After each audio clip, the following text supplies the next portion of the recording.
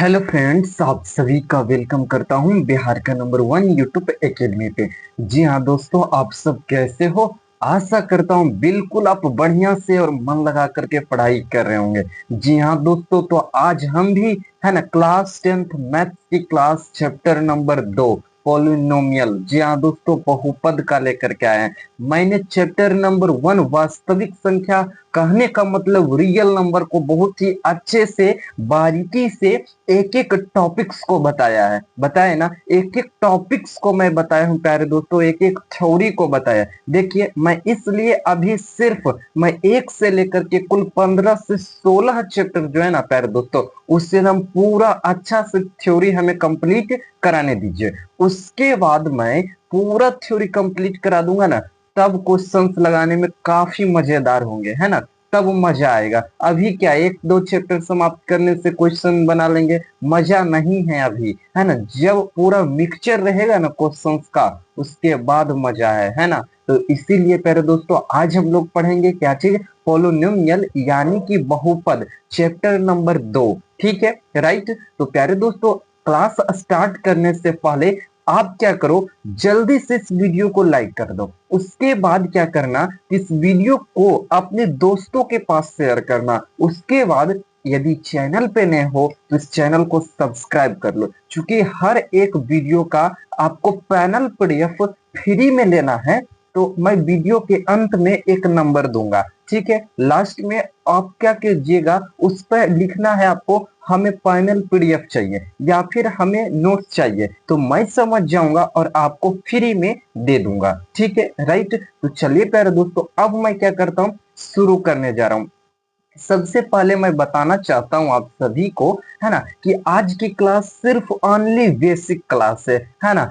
शायद इस क्लास आप कर भी सकते हैं ना, काफी थोड़ी सी जानकारी आपको मिल जाएगी, ठीक है। ओनली बेसिक क्लास है, आप सब जानते होंगे, है ना। मैं इसलिए करा रहा हूँ ताकि कोई भी बच्चा पीछा ना छूट रहा है, ना छूटे, ठीक है, इसीलिए। लेकिन जैसे ही टॉपिक स्टार्ट होंगे, पॉइंट जो मैं कराता हूँ, नोट्स जो मैं कराता हूँ, है ना, थ्योरी, मैं उन सभी को आपको बोर्ड पे अच्छे से बताऊंगा, ठीक है। लेकिन आज मैं सिर्फ बेसिक बताने जा रहा हूं, जो कि आप सब ऑलरेडी जानते होंगे, ओके, राइट। चलिए मैं आगे बढ़ता हूं।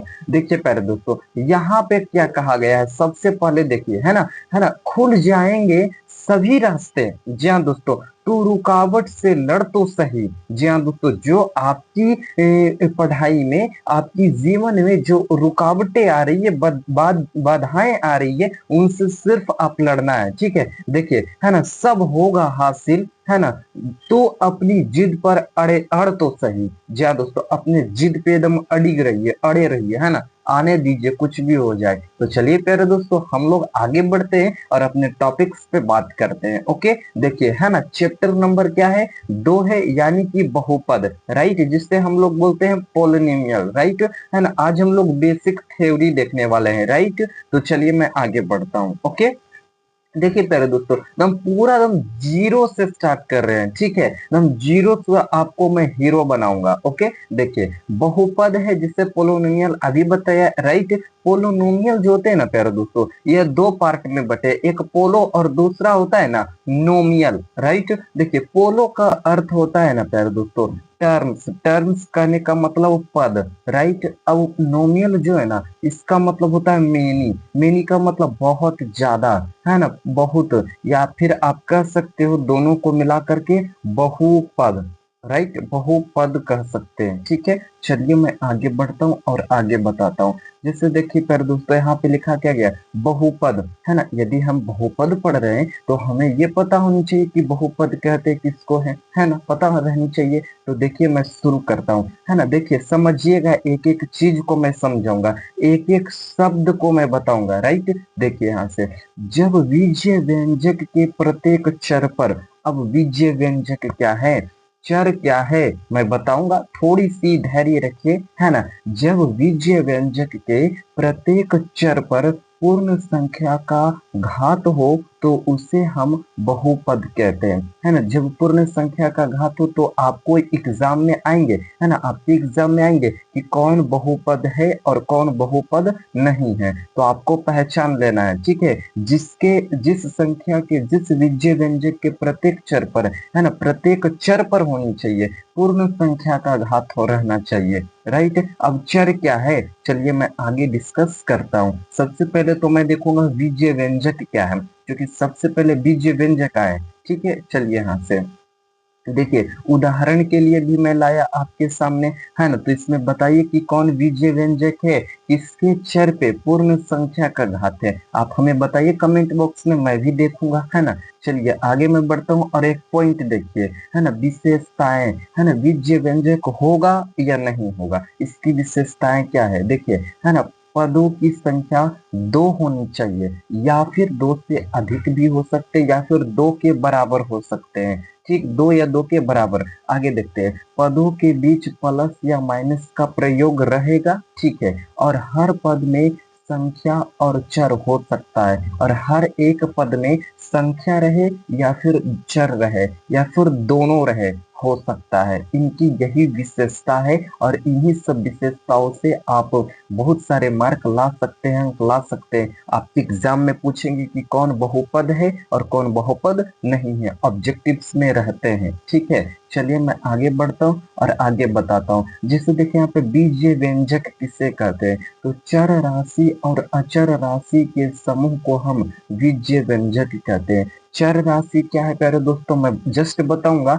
और अचर राशि क्या होते हैं मैं वो भी जस्ट अभी बताऊंगा, राइट। तो देखिए, चर राशि और अचर राशि के जब दोनों को मिला दिया जाता है तो उसे हम लोग बीजीय व्यंजक कहते हैं, राइट। आप सभी ये सब चीज पढ़े होंगे, बुक में दिया है ना। तो लेकिन पता नहीं चलता है क्या है, समझ में नहीं आता है, लेकिन मैं आप सभी के लिए बहुत ही सरल शब्दों में अपनी भाषा में लिख करके यहाँ से लाया हूँ, ठीक है। चलिए देखिए, यहाँ पे एग्जाम्पल्स भी लिया है ना, जो कि चर भी है और अचर भी है, दोनों मिक्स हैं। चलिए मैं बात करता हूँ चर राशि के विषय पर, ठीक है, ताकि आपको और भी अच्छे से क्लियर हो जाए। देखिए दोस्तों, वेरिएबल क्वांटिटीज, है ना, वेरिएबल क्वांटिटीज कहने का मतलब चर राशि, है ना। तो जिस राशि का मान बदलता है, जिस राशि का मान बदलता है, उसे हम लोग कहते हैं चर राशि। चर का मतलब चलना, चलना फिरना, जो हर समय इधर उधर चलते रहता है ना, बदलते रहता है। जैसे देखिए, चर राशि एक्स हो जाएगा,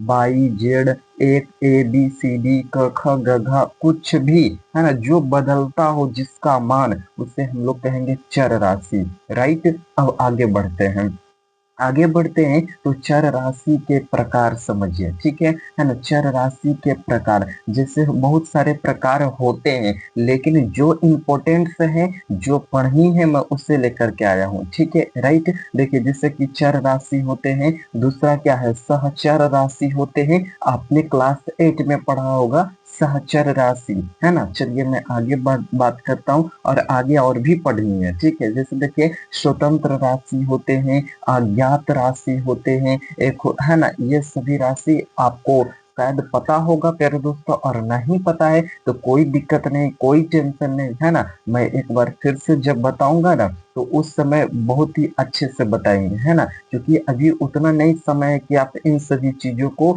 बढ़िया से बारीकी से पढ़ सके। इसीलिए सिर्फ मैं प्यारे दोस्तों बेसिक की क्लास, इंट्रोडक्शन की क्लास लेकर के आया हूँ, सिर्फ मैं आपको परिचित करा रहा हूँ, राइट, कि आपको ये सभी चीजें पढ़नी है। लेकिन आपने अब नहीं पढ़ा तो कुछ नहीं किया जा सकता है, ठीक है, क्योंकि मैं तो बताऊंगा, एक एक चीज बताऊंगा, ठीक है। चलिए मैं आगे बढ़ता हूँ प्यारे दोस्तों, है ना। और अचर राशि किसे कहते हैं जी दोस्तों, कॉन्सोनेंट, है ना, अचर राशि जो नियत रहते हैं, फिजिक्स में आपने पढ़ा होगा। जैसे देखिए, जिस राशि का मान स्थिर हो उसे हम अचर राशि कहते हैं। जैसे दो, तो दो को कोई बदल सकता है, कोई नहीं बदल सकता है, ठीक है। जैसे -5 हो गया, 100 हो गया, 0 हो गया, अंडर रूट 2 हो गया, इत्यादि एक्सेट्रा। ठीक है प्यारे दोस्तों, बहुत सारे चीज हो सकते हैं, तो उसे हम लोग अचर राशि कहते हैं। और अचर राशि भी बहुत प्रकार के होते हैं, लेकिन प्यारे दोस्तों मैं वैसे